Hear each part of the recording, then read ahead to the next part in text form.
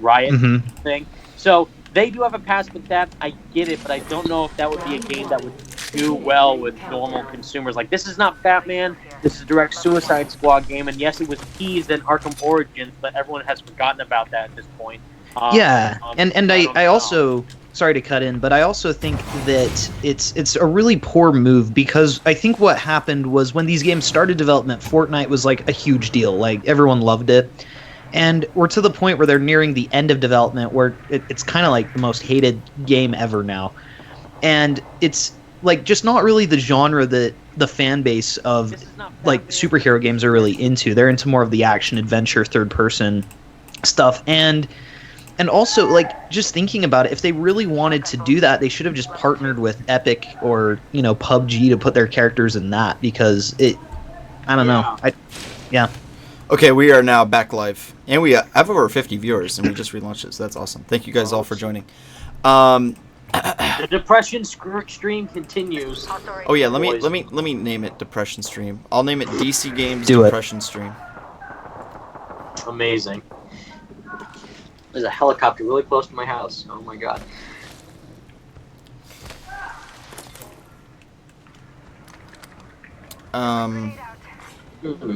Well, until I update the title, I am playing Apex Legends, but we can just keep chilling and chatting, and we can go for another like 30 minutes if you guys I'm are like still currently in the middle of getting some stuff ready for an Avengers Project video I'm going to release later. Avengers Project video? Wow, must be nice to have games to talk about. Sorry, this is a depression stream, bro. You get all my angst. You get all my angst. It's true. The only thing that matters. Nah, you're gonna get the most angsty slick moth ever. But okay, who do you think is in the worst situation? DC fans? This is also not a biased question, like a loaded question. This is just like your honest opinion. Yeah. Like, who do you think is in the worst situation? You guys having gotten an announcement and then 3 years, almost like 3 years of nothing, or DC fans? DC fans versus, like, in general? Who has it worse off? Like, we're both depressed, we're both sad, but who should be the most depressed? And it's DC fans versus Marvel Games fans. Well, DC, because Marvel Games, we already have Spider-Man. Ultimate Alliance 3 comes out in July. Just sick. Iron Man VR looks awesome. I own a VR and I'm really excited to buy it. And then Avengers Project is a thing, but we know so little about it that we don't really care, but at least it exists. So that at least comforts us that it's happening. Although I would want to say that, like, Insomniac kept saying all the time, like, we're working on Spider-Man, don't worry, we're working on Mutant. You know, we're going to release stuff when we have stuff ready to show, working on it. That's the exact opposite with what Square Enix and Crystal Dynamics do. They're being so quiet about it. The creative director hasn't posted anything related to anything, really. So the lack of activity relating to it doesn't give me a whole lot of confidence about it, but at least it is happening. And even though the developers are different from, you know, Insomniac and Crystal, like the main developers are different, the publishers are the same. So everyone from the Marvel Games team who worked on Spider-Man are working on the Avengers Project, which gives me a huge amount of confidence. And I've met literally everyone on that team: Bill Roseman, Isabel Sue, Becca McIntosh, Eric Monticelli. All amazing people. I love them with all my heart, and I just want to just say hi to them again, like, whenever I can, maybe at the next E3 or Comic-Con or whenever, but they're so cool and kind-hearted. And if they're behind it, then they have my money, because they're amazing. So at least with that, Marvel fans are doing just fine. We got Endgame in, 4 days? So we're being fed well.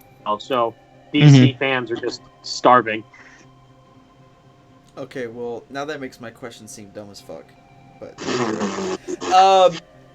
yeah, I guess the way I was thinking about it is the thing. But you got Shazam. Well, shut the fuck up. Okay, the thing that was mean. I'm just kidding. The thing that was mean about the Avengers game is that they could have saved that for later because we didn't know about it. So the thing is that they teased you with Avengers, and they got you excited that this shit was happening. Yeah, and then it didn't happen. I will say, and that is a massive L on Crystal Dynamics and Square Enix's part, because they guaranteed, in the trailer description itself, guaranteed we will in fact receive info about this game in 2018. And then even one of those Marvel Insider people like Jeremy Conrad or Daniel Richmond or whatever their names are said, oh, I have a source that says that we're going to get a Marvel game revealed. Or not even that, they directly said we're going to get the Avengers Project revealed at the Game Awards. And then he backpedaled after it was revealed that it was Ultimate Alliance 3 when that came out. Like, oh, it wasn't the Avengers, it was Ultimate Alliance 3. And then the Russo brothers came out on stage, said Fortnite, and then yeeted off the stage after they said that. And then they backpedaled and were like, oh, well, it was actually a Marvel game that I was told about, not Avengers Project, but I just assumed it was Avengers Project. Like, all right, then. So in that case, that, again, lowers my confidence in the Avengers Project. If they went back on their word, not giving us info, update, not even a trailer, just updating us about the game in 2018. They just said, oh yeah, we're still working on it, but that was it. It's like, oh, no, of course you're working on it, but we need some info to see to guarantee that it's at least doing well in development, and nothing happened. So that doesn't really give me a whole lot of confidence into its status as to where it is in development, but hopefully it is still doing well compared to how it was first revealed in 2017. Because that's been like 2 years now that we got its announcement. It was super early. When they started showing Marvel Ultimate Alliance 3, I actually thought that was the Avengers Project, and I was like, is this really what they've been working on for like 5 years and they've been like all secretive about? I was like, oh crap. Yep. For what game? Marvel Ultimate Alliance 3. I thought it was the Avengers Project at first. That would have been a big yikes. When does that game come out? July 19th. We now have an official release date for it. Does anyone care? Like, the people in the Marvel The few people who own a Switch do. Yeah, to a degree. Not a lot of people do own a Switch. But so, not like, it's not like a big mainstream release where... No, it's not. It's nowhere near the same amount of hype that Spider-Man was. Not at all. But for the main... And I played both Ultimate Alliance games 1 and 2. They're all right, but they're not my type of game. So I'm probably not going to buy this day one. If there's something that screams to me, oh, I got to buy this, then I'll get it. Maybe like a Switch bundle, or if the gameplay actually looks fun, then I'll get it. Right now, not really a whole lot for me to want to go out and buy this, but I might get it later. Even like if there's a bundle with it along with Smash Bros, then I'll probably pick that up since the new Smash Bros looks amazing with Joker from Persona 5 in it. That's another topic. But yeah, it's not the same hype as Spider-Man, and it's just like, even though it's a third installment of the Ultimate Alliance franchise, it's doing some things different from what the other two did, and it looks like it's taking a whole lot of influence from the MCU, which is kind of getting some people a bit turned off. Like, oh, I thought this was going to be original, but just kind of looks like an MCU clone, which it kind of is, but they are doing a couple things different with adding some more comic book characters in there, like the Inhumans and, you know, obscure characters within the Black Order and stuff. So hopefully it can be good, but obviously it's not like going to, you know, be like Game of the Year material. It's just going to be, oh, it's a good Marvel game on Switch. That's cool. Right. Yeah, I kind of agree. I don't know why they're trying to emulate the MCU. That's kind of stupid. I guess because it'll be commercially viable. Because Endgame is going to make... Like, did you see the reports that the first opening weekend of Endgame is planned to make over $850 million in the first opening weekend? What? Yeah. Oh, yeah. $850 million? The first opening weekend, yes, sir. That is just a fucking joke, dude. How does anything make that much money? I don't know. Dude. By the last MCU movie, they're going to be like it's reported, like, the Avengers versus, like, I don't know, whoever the biggest Marvel villain is. It's going to be like... Microtransactions. Yeah, it's on track to make more than every other movie combined. It's gonna. Yeah. And then there's theories going on. It's not really a spoiler, but, you know, since that whole Disney-Fox merger went through, there's theories that Galactus could show up at the end. Like, oh, this is the next threat that they're going to face or whatever. Like, for me, it just gets, like, to the point where they've built this one up for 10 years, that if they're just like, and we're going to do it again, it's, like, kind of the same reason people don't like a lot of the CW DC shows. It's because, each season is basically the same thing. So I think the MCU really needs to switch it up if they want to stay relevant, because like I know that I already have experienced a lot of this, but there's other people too who are already experiencing like oversaturation with a lot of MCU movies. And if they like, the longer that they do this, the like Steven Spielberg made a claim a while ago that at the time a lot of people were like, yeah, right. He said that he could see superhero movies and like Marvel movies in particular going the way of the Westerns, like how they're just not really relevant anymore. And at the time, even I was like, yeah, that's insane. But the more I see it, I could actually see people just becoming disinterested in the franchise as a whole.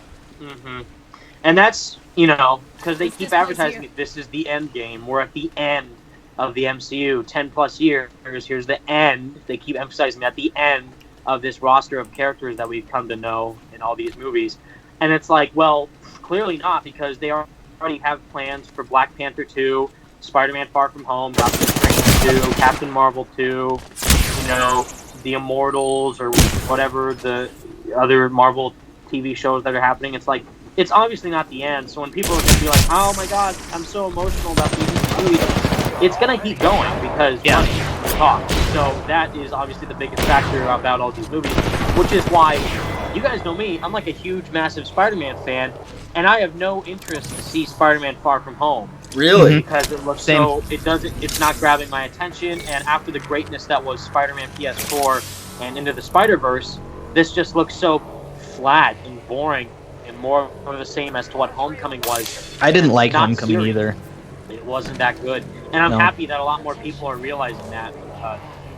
You know, in comparison to Spider-Man PS4, obviously you can't really compare a game to a movie because you're actually playing the game. Yeah, but like the story. Yeah. Exactly. The story you can compare was so good with an experienced Peter. He's older, he's mature. The whole story has a serious tone to it and stakes that are emotionally connected to the audience who are in love with these characters. And same thing with Into the Spider-Verse, another animated movie that is an Oscar winner because of the visual style that it had and the emotional story it had with Miles Morales and Peter and the other Spider people. And this is like, I just want to go on vacation and hang out with my friends in Venice and Italy and London. Why, Marvel? Why would you do that? And now there's the rumor that Zendaya is actually Nick Fury's daughter. That's so stupid. It's stupid. It's dumb. It's awful. And I'm not going to be interested to see it if that is the case. Zendaya is Nick Fury's daughter? Yeah, I did see that. In Homecoming, remember that Michelle character? Yeah. Who was just kind of there on the side? So now, for whatever reason, they're trying to make her this love interest for Peter, even though we had no emotional connection with her in Homecoming.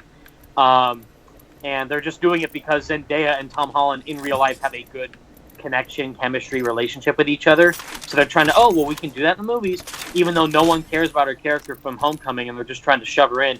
And apparently, not only is she this universe's Mary Jane, because it is actually confirmed she's Mary Jane, which is odd, but also that there's a rumor / theory or whatever that she is somehow going to be the biological daughter of Nick Fury, and it's going to be bad, and I'm not excited for it. Is Nick Fury going to be in the movie? Yeah, he is. He was in the trailer. It takes place after Endgame. Oh, that's right.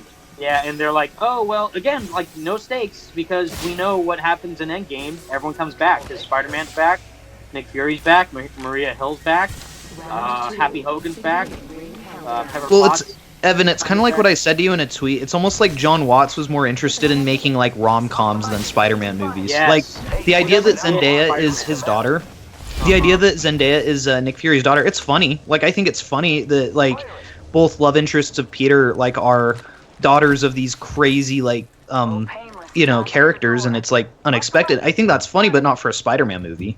No way. Yeah.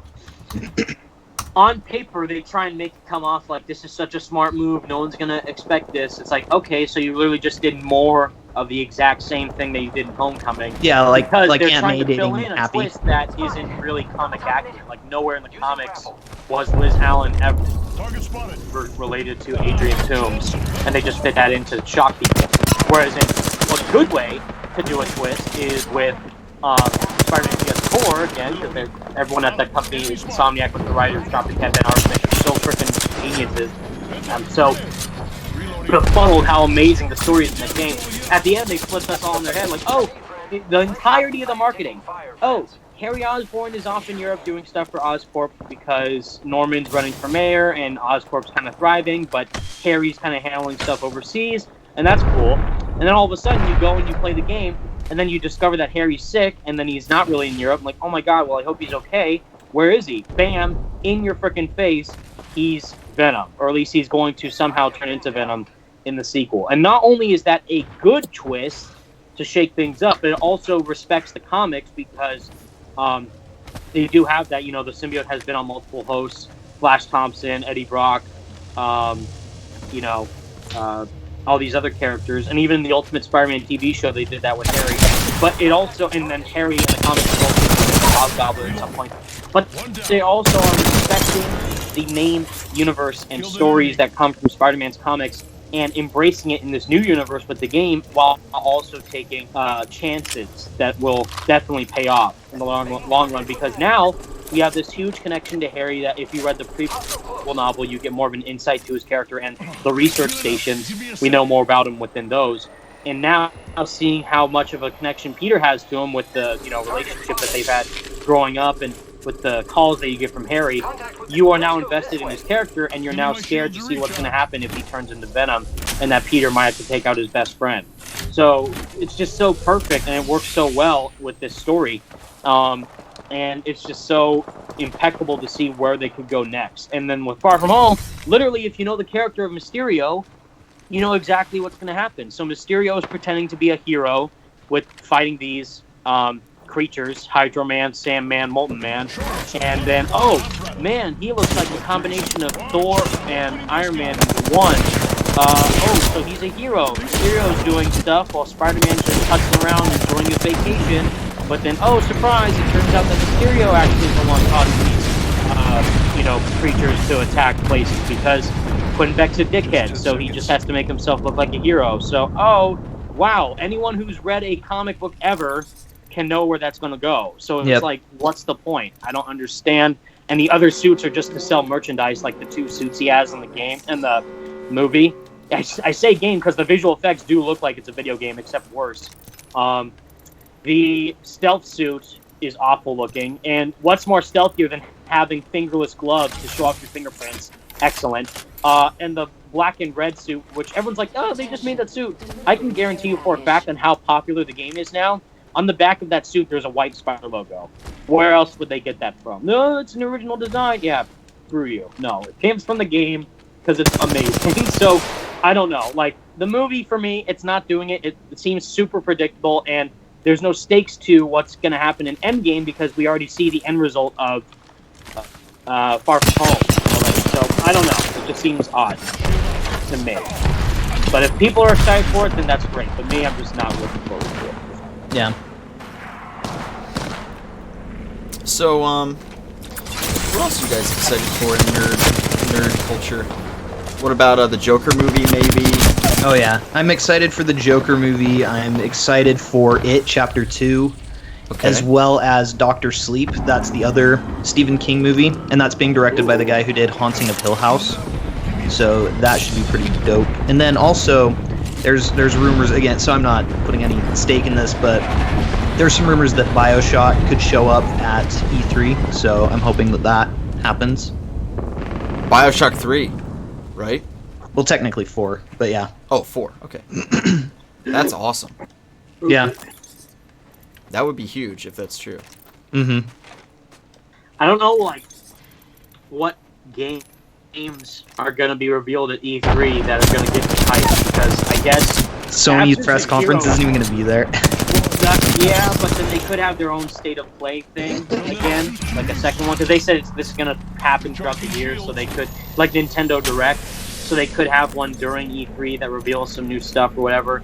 And I'm worried because now Sekiro Shadows Die Twice is such a good game, and it's doing really well with audiences and gamers and critics, that Ghost of Tsushima just seems kind of like a lower down version of it, because it just is like, oh, it's a realistic samurai game, but Sekiro was already so good that why would we want to go back to that? And I don't know how they could top what Sekiro did. Hopefully they can, but just wait to see.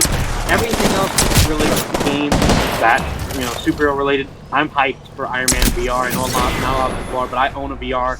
It's really hard to describe how VR is until you actually play it yourself, because it is really, really cool that when you are wearing it, you do feel like you're there. And I've worn it while playing Spider-Man. It's amazing. So if Iron Man can do that type of thing with VR, I'm down for it. If they reveal more at E3, I'll be excited for it. I don't know. Joker movie looks hype. Spider-Man getting his comic series throughout this whole year. The City at War comic is awesome. I'm loving it. Issue 3 comes out sometime next month. We got Swarm revealed in this issue this month. Wait, it's so sick. It looks awesome. So hopefully in the next issue they'll reveal another character that we didn't really get to see in the game. And Avengers Project, if it is happening in E3, I hope it's good. If it's not good, then I probably won't talk about it, because that was how I felt with Ultimate Alliance 3. This literally just looks like every other Ultimate Alliance game, so it's not really grabbing my attention. It's the same thing. I like the Tomb Raider games from Crystal Dynamics. I trust the team at Marvel Games. So hopefully the Avengers Project is good, but the lack of info we have isn't really doing it for me. So I just hope if we do get something announced at E3, I hope it is good and worth the wait. Awesome. Let's see, what else we can talk about? We can talk about some more DC depression. We can talk about... Of course. I guess the stream is titled DC Depression, so... I know, I went on a whole Marvel tangent, my bad. Oh, no, don't apologize. No, you're good. At least, I'd rather talk about shit where there's actually shit to talk about than DC where there's nothing, so... it's been more interesting to actually talk about trailer... we can talk about Shazam. Yeah, I saw it, it was pretty cool. I liked it. It's fine. I know, literally people are saying it's the best DC movie of all time. Do you know about the Dark Knight movies? Do you know? I will say that it's, I liked it. I do think that it kind of has a different, more unique feel than we've seen recently. It did feel a lot more like the Christopher Reeve Superman movies. It kind of had that, heart to it, which I really did appreciate, but I did feel like it was a little bit long. That was my main issue. You felt it was long? Yeah. I thought that... Yeah, and, sorry. I feel like it was... I really enjoyed it for the most part. I thought Zachary Levi was the perfect choice to play the character. I actually enjoyed the villain as well. I thought he was done fairly well. I just felt like after a while, I was even a little bit more invested in the heart of the Foster family than the superhero stuff. So I felt like a lot of the superhero stuff, it was a little bit overlong. Yeah. There were... I feel like they probably could have cut out one of the big fights, but I don't know. That was my thought on it. I could see it doing much better as a TV show. Yeah. Instead of a movie. I could see that. Even the effects look like a TV show. I'm sorry. Everyone's like, wow, this was so good. I'm like, because first off, the Wizard was kind of a kid. What's his face? Mark Strong. Dr. Savannah as a kid. He's like, oh, well, you could be my champion, and I can try and make you the champion of, all this sorcery power that I have, and then, but don't go touch that blue ball thing, even though you're literally about to, be in a car crash with your family, and, your parents, your dad and brother are picking on you, and I just transport you to this random place, and you don't know what's going on, so I'm just going to shove you into this world. And then, but then you listen to the evil-looking statue, so that immediately makes you bad of heart, but then he's just like a little kid who has no idea what's going on. And then all of a sudden, he just gets screwed over pretty much by his whole family. What the fuck was that? The Wizard was so mean to Dr. Savannah as a kid. And so, I don't know, that just felt odd. You immediately make him a bad guy because you need a bad guy. So it's I don't know. I just find it interesting too because I know a lot of kids liked it, except there was kind of an outcry at the boardroom scene because a lot of parents thought that was too dark. But it's interesting. I love that. The scene where he walks in and throws his brother out the window and has and the sin bites the guy's head off. I know that a lot of parents were kind of outraged. They're like, the movie should have been rated R, and I'm like, no, what? Yeah, there were a few people on Twitter saying it should have been rated R, but not PG enough. It's funny because my parents actually really liked it. Like my parents liked it better than most superhero movies coming out, and like I've seen a lot of that from adults as well as like really little kids. So it's kind of interesting that it almost appeals to the group that was sort of pre-MCU, where they were seeing movies like Raimi's Spider-Man and Superman and things like that. I don't know. I just thought that was kind of interesting to consider. Yeah. I mean, I don't know, like, it did a good job of making it feel like these kids who are growing up with these superhero movies nowadays, and who knows, this could be someone's first ever superhero movie as a kid, which is really important. So seeing I can be pure of heart too, like with that message, like I can be good just like Billy is. So that's really good to convey to younger audiences.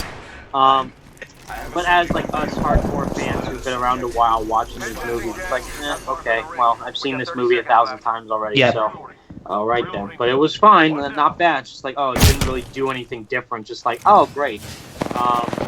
More of the same, but also adding on to it with a meaningful message for a different type of subject, which isn't talked about, which is orphans. And foster kids, which I think is a really cool thing to talk about and showcase in the movie, even though it was kind of stupid where they tricked us like it was a red herring, like it was a nice memory that Billy had as a kid where, oh, the mom just wanted to win him a prize and then he got lost. Like, that doesn't make sense. What the hell's going on? The mom would be totally contacted by now after this whole time. And then it turns out she did abandon him. So, okay. So, like, I'm sure that happens in the comics somewhere, but yeah, it's like, oh boy, like it just seemed like anyone who knows the comics knows that something's wrong. So again, that's what my problem is with these movies. Like, if you're a fan who knows, then you will be aware as to what the plot is going to do and where it's going with these characters, which is why hopefully Far From Home doesn't do that, even though it looks like exactly what that's going to do. Like, oh, I know exactly what's going to happen with these freaking characters because it's so predictable and so obvious if you read the comics. So I don't know. So it's good, but I just wish it was a bit more ambitious in that regard. Yeah, I can see that. Oh shit! I unplugged my headset. Yeah, I thought that it was good, but then I thought, like, do I want to rewatch it? And I'm like, in the middle, in the middle, it's a little bit weird when they get more into the superhero stuff. I kind of agree with what Jake said. Like, the comic book superhero aspects of the story were the least interesting, and the most interesting was the family stuff. Yeah, but I will say again, like, I thought Zachary Levi pulled it off really well, and he had some, like, I laughed a lot in the movie. It had a lot of, like, humor that actually worked, I thought, because a lot of times in a superhero movie, like even Aquaman, there were moments where I was like, okay, this joke is just going on for too long. Yeah. But with Shazam, like, I felt like Zachary Levi really pulled off the, like, still being little, but at the same time, like, having this huge body. I thought he pulled it off really well. And he did have some good moments, like when he was, like, first kind of experimenting with a lot of his abilities, and then later, like, in the third act of the movie, I thought it was really good. But yeah, like, the whole middle portion, I would have been more interested to see more character development at the foster home than, like, just him walking around, like, being a dick still. Yeah. No, it's just so. No, it felt disjointed in a way. Like, and again, the Zachary Levi did do a great job, but the problem is that they were trying to portray that, oh, Zach Levi is an older version of Asher Angel with Billy Batson. So, oh, this is what grown-up Billy Batson looks like, and because Zachary Levi is so charismatic and so funny, it didn't feel like the same character. It felt like two different characters. So I don't know. That was another. I would agree that Asher Angel may have been miscast a little bit. Yeah. I didn't think he was terrible or anything. No. But it was one thing because like Zachary Levi, he was walking around like trying to act like a dick, but he's still just a little bit too likable. Whereas Asher Angel, like, he truly felt like kind of a, like, he's not a kid I'd want to hang out with necessarily. No. And he was so mean to Freddy. Yeah. It's like, I don't want to, like, and Freddy's like, well, I have all these brothers and sisters from these other foster families, so we just wanted to, he was trying to make them feel a part of the family, but still, it's like, he just kind of felt, nah, and then, like, even about walked away from getting his ass kicked from those bullies, and then he's like, you know what, no, I'll help him, like, okay, but then really, you wouldn't want to help him immediately seeing that, like, a crippled kid getting his ass beat by a bunch of dickheads. Like, all right then. So, and then he's like, you're pure of heart, Billy. Like, excuse me? If anyone's more pure of heart, it was Dr. Savannah. Yeah. Billy, like, what was that? Like, yeah, that's kind of weird. I agree. I don't know. Like, that was weird, and I understand that they had to make it feel like a redemption arc had to happen for Dr. Savannah going after his family. Like, oh, now he's super irredeemable. But then you discover, like, well, maybe it was the 7 deadly sins influencing him to go and kill his family, but then he had all that suppressed anger and rage as a kid built up to go and kill them, but he never wanted to. But then when we see him in the cell at the end, he was like writing down hieroglyphs and stuff, like trying to get back to the wizard place. Okay, now we see Mr. Mind out of nowhere. Like, okay, literally no one knows who Mr. Mind is, but that's really cool. They put him as a little post-credit tease at the end. I don't know though. I would still say my favorite DCEU film is actually Man of Steel, and this was pretty good though. I went out to see this instead of Captain Marvel. And I'll say it here. I will not see Captain Marvel before Endgame. I'm skipping Captain Marvel. Me too. Because Shazam looked at least fun. At least it was a fun movie that did the job. And I can say I've seen both. Shazam was like infinitely better than Captain Marvel in my opinion. Like really? You saw Captain Marvel? I did, and my thing is like. I don't know. I know that everyone gets mad at me when I say that I'm not really a Brie Larson fan, but she just bugs me. Like, she rubs me the wrong way. She's just always so arrogant about stuff, and like, like I don't know if you guys saw the clip, but Chris Hemsworth is like complimenting her. He's all like, yeah, she's the next Tom Cruise, and she's like, no, I'm the first me, not the next Tom Cruise. And it's like, oh my gosh. Yeah, what a joke. And also, it's funny because he was being nice and saying that, even though she didn't do any of her stunts. Also, one comment, going back to Shazam, and then I'll comment on Captain Marvel. One thing that I noticed is that the post-credit scene shtick with superhero movies is kind of a fucking joke at this point. It's so overused. Like, I'm watching this post-credit scene with this throwaway villain, and they're like pretending like we're supposed to care about what he's plotting next. Yeah. And they're like, oh, here's the and like, I understand what the tease is. I get it. Like, I know what they're going for there. AKA Deathstroke in Suicide Squad. Right. And then they cancel the next one.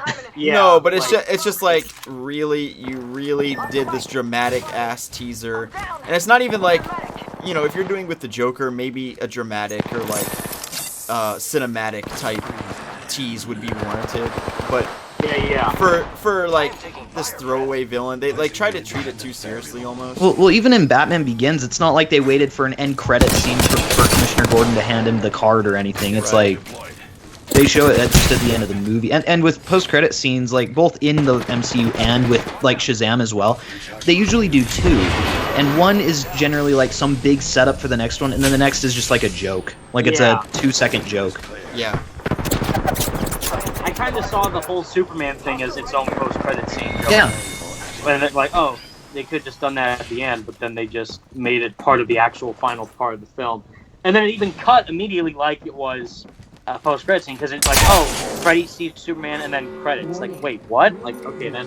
And then it looks so bad because that's obviously not Henry Cavill in the suit. Like, oh boy. Mm-hmm. So, I don't know. Like, it just seemed a bit odd. But I think it did the job. It got it done, and I hope they make a sequel, but I'm not like, oh, I need my sequel right now. Yeah. Right. If it happens, that's fine, but okay then. I don't know. One thing I'll say, and then I'll let Kobe, because I know that he said that he had some thoughts as well. But the thing is, like, so last night, I was watching Indiana Jones and the Last Crusade, and recently I've watched like the Raimi movies and stuff. And one thing that I feel is lacking in movies, and this isn't like to say that this is good or bad, but one thing that I'm noticing is that it doesn't necessarily like when Indiana Jones in the movie, for example, like whenever he was doing anything, it felt like iconic, like it felt like a big deal, and like the writers wanted every second he was on screen to count. Whereas like with Spider-Man Homecoming, it's like it's super casual. It's not like I didn't get that same vibe when he puts on the suit, like, oh crap, something big's about to go down. It's like, he's just gonna meander around and do stuff again. I don't know. Does that make sense? In which movie? Like in Spider-Man: Homecoming versus like in the Raimi movies, whenever Sam Raimi had Tobey Maguire put on the mask, you knew that like something was going to go down, whether it was an awesome like web swinging sequence or combat. And maybe that was partially due to the fact that they knew they only had so many movies to make. Like it wasn't some big universe that's going to go on for 10 years where they have plenty of time with the characters. So they really made the most of making it feel super iconic, whereas nowadays it doesn't, like in the MCU, even, I don't know, it just doesn't feel that like big of a deal anymore. No, you're absolutely right, because in those movies, and even to an extent the Amazing Spider-Man movies, it had an impact to Peter's arc as both Peter and Spider-Man. And here, what they're doing is that they're trying to make it so that the kids can feel like they are identifying with Spider-Man, because he's not really Spider-Man, he's more Spider-Boy, because he's still being taught by Tony and mentored into being an Avenger. He's like, even in Infinity War, like, alright kid, you're an Avenger now. They keep driving that point home, like, who is he, your ward? Who's this kid? Is he your sidekick? They didn't even say that, but like, they're really trying to not belittle him, but they're trying to make him feel less relevant than the other Avengers are. And to that, like, even when the swinging is happening in Homecoming or Far From Home, there's no weight to it, because they don't emphasize how important it is when he's actually just being Spider-Man. He's just like, oh, I'm swinging around, looking at my phone, I'm riding a subway, looking at my phone, like, really? This is what we want to see in a Spider-Man movie? Okay, then, like, I don't know. Like, they're not making it feel like you're actually, blown away by the heroics that Spider-Man can do. And even the set pieces where he's saving the ferry, and I don't know what Far From Home will have, like that bridge scene, whatever's going on, he's gliding towards the bridge. That's not my Spider-Man. Gliding towards stuff, not swinging, but gliding with his freaking web arm fits. All right then, like, I don't know, like, they're trying to make him more tech-based towards Iron Man, and have all these little added trinkets with his suits, but still, it's just not doing it for me personally. And the reason why the Raimi films and the TASM films even did so well is because that they actually expanded upon the heroic side of Spider-Man, with Peter trying to swing towards Oscorp, and even in Spider-Man 2, Peter's trying to stop the train while trying to stop Otto, and even in Spider-Man 3, where he's trying to go and save MJ from that construction site. But my favorite is Spider-Man 1, which I still believe is the best Spider-Man movie, the first Tobey movie. Better than Spider-Man 2, I will say that here now, because of the impact that happens with Green Goblin and Peter on the, I think that's the Brooklyn Bridge or the Queensboro Bridge, a bridge, and the kids in the like gondola, whatever it is, and MJ. And he's choosing between both of them, because he can't let either one go, because that's how much they need Spider-Man to save them, and he's the only one who can. Whereas this is like, oh, Peter can't do it, but Iron Man can, so here he is. Like, all right then. So you're really undermining what Peter can do as a hero, and just having someone else come in and fix his mistakes, instead of him learning from them himself. And it's like, it's not doing it for me. Huh. Well, But Shazam! I'm kidding. Yeah, superhero movies are going to need to evolve to really maintain our interest in... Which is why the games are doing so well. Because they can expand the stories, make them longer, have the player immersed within these characters and the story that's being told. And it's just, that's the future, in my opinion, is expanding within these games. Like Spider-Man, Iron Man VR, to an extent, maybe Ultimate Alliance 3, and then Arkham 2019. Like, I felt more of an impact playing Batman Arkham Knight than I did when watching The Dark Knight Rises, because it was so good. Really? Yeah, I love Arkham Knight's story. Me too. With Joker and the mental duology between Joker and Batman's psyche. That's the key focus on that story.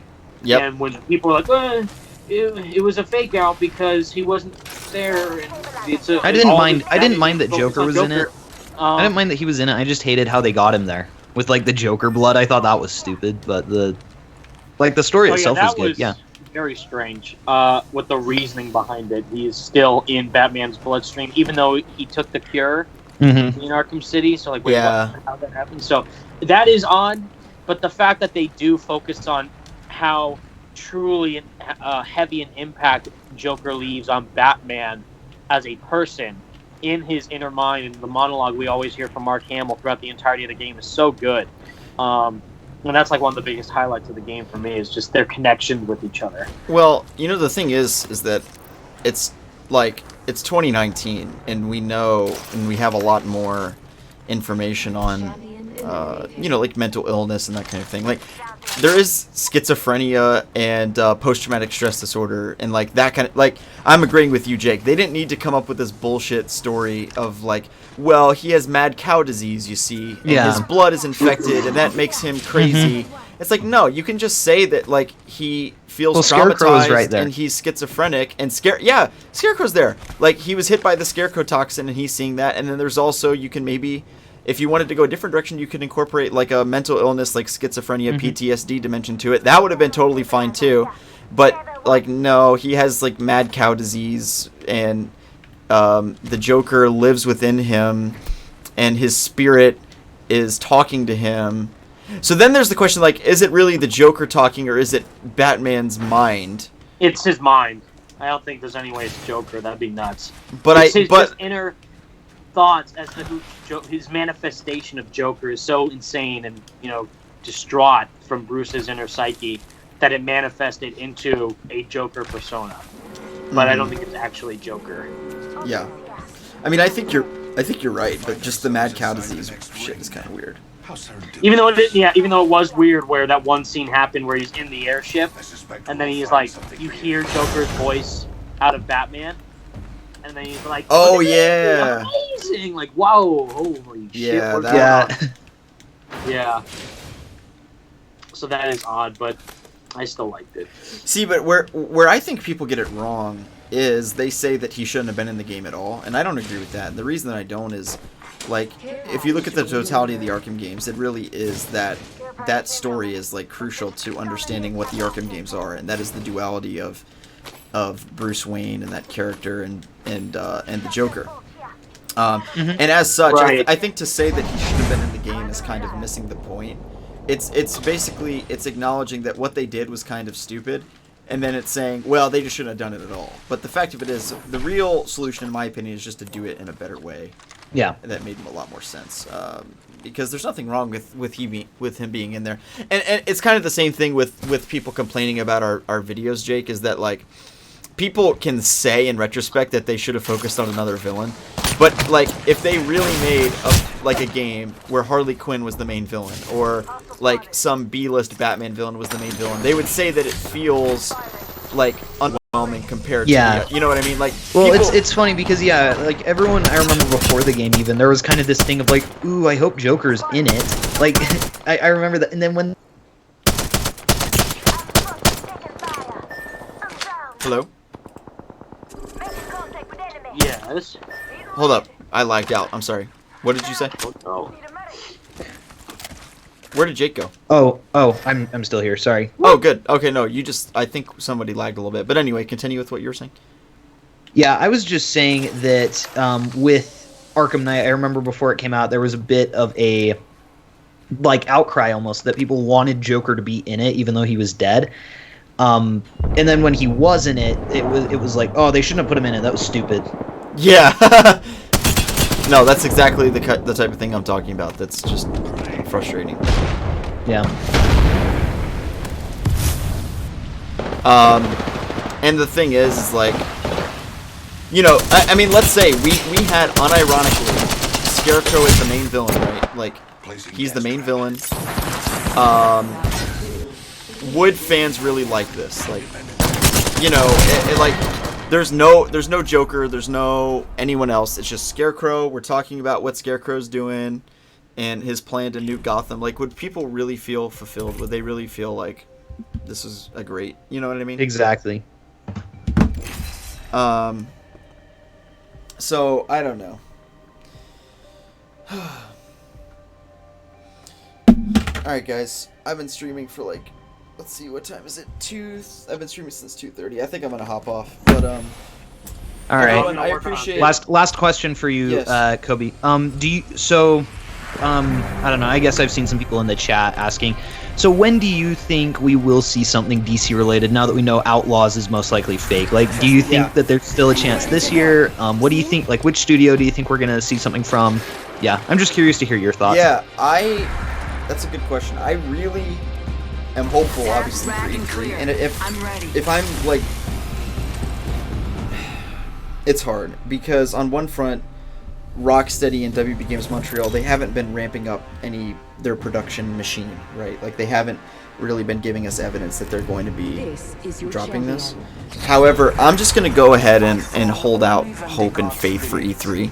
I think if even if we don't get it at E3, there's always that chance for late 29 Game Awards. Yeah, Game Awards, or even just a random month in September. One thing that we do know about WB is they're not averse to just randomly dropping like games whenever. They don't need a big sort of landmark to tie their games to. They're not scared to just drop it on the internet or just drop it in a Game Informer magazine, which nobody reads anyway. So as a result, I think that just because we don't get it at E3 doesn't mean we're not going to get something. One of the things that is kind of frustrating is, like, I think that they really know that fans are deeply frustrated with the way that these games have been marketed and stuff, and like how we haven't got anything. And I don't know if they seem to care all too much, which is kind of annoying. I mean, I would like to think that we're going to get something in 2019. Now, from which studio? Logically, it would be WB Games Montreal, but something's telling me it's going to be Rocksteady. Yeah. And if I'm gonna bet, I hope that they're considering fan feedback, and they will drop the game this year. That'd be awesome. Or announce it. What do you guys think? With microtransactions as the main pay point for it. Exactly. No, you have to open loot boxes to see the trailer. Yeah. I think that's the part of the pay 3 cents to deploy explosive gel. Nice. That's funny as shit. What the fans want, WB. So I think it'll be Warner Brothers Games Montreal. I do think we'll see something from them this year. Hopefully, now that Mortal Kombat is out, I'm hoping that we'll see something maybe in May, because they do need to start ramping up some kind of game, whether or not it's DC, and hopefully it's Warner Brothers Games Montreal. I could see Rocksteady as well, but they have kind of... There's been quiet confirmation that their game will probably be a launch title for the PlayStation 5. But yeah, I don't know. I'm hoping to get something. Yeah. So I'm hoping to get something this year. Yes. But we'll see. I agree. In terms of a game release for 2019, I'm a little bit less confident. Meh. Yeah. But it's like 50-50. Yeah, 50-50. I agree. I just hope that they consider fan feedback, and they kind of... Like, I just wish that they would acknowledge that fans are frustrated, and they would just throw out their conventions of what they want to do, because we know how WB likes to announce shit. They want to do like 4 or 5 months, and that's fine. That's the way they normally do things. But I wonder if they would consider making an exception, given But honestly, we can say that it's not 4 to 5 months, because they announced these games in late 2015, so we're approaching 4 years now. But anyway, I hope that they will consider alleviating their strong standards of, when these games will come out. 2019, I think, is not a pipe dream or anything unrealistic. It is what I'm expecting and hoping, and I think if we make it known enough that that's what we're expecting, then maybe it'll happen. Just because they know we'll be disappointed. If I mean, the chances do get smaller and smaller the longer they wait, but there is still a pretty solid chance that we could see it. Yes. So yeah, for sure. There's another thought I had about this. Trying to think. Evan, what are your thoughts? Yeah, boy. Well, I just need more Spider-Man Funko Pops of the game. That's all I need in life. I have all the merch I need already.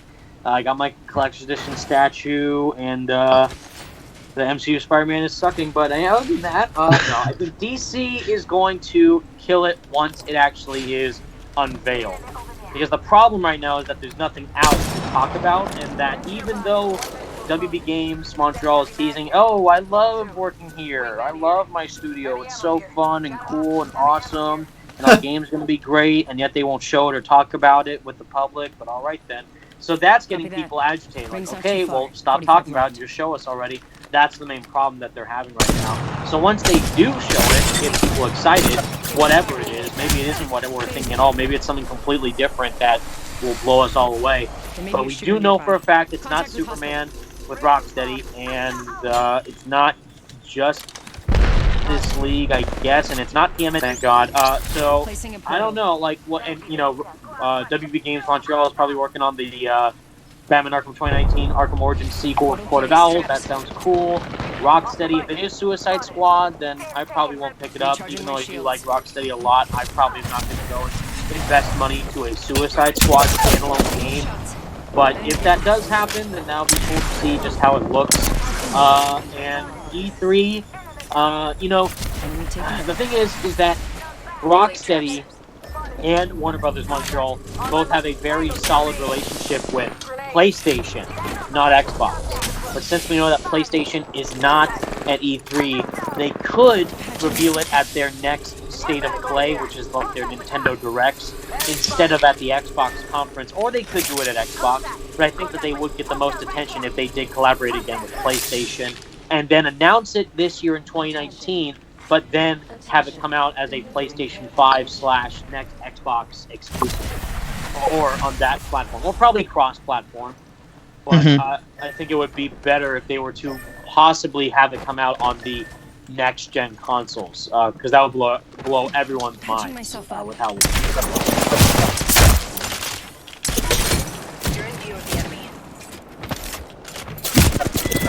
You know, one of the things that this is my comment that I was thinking about is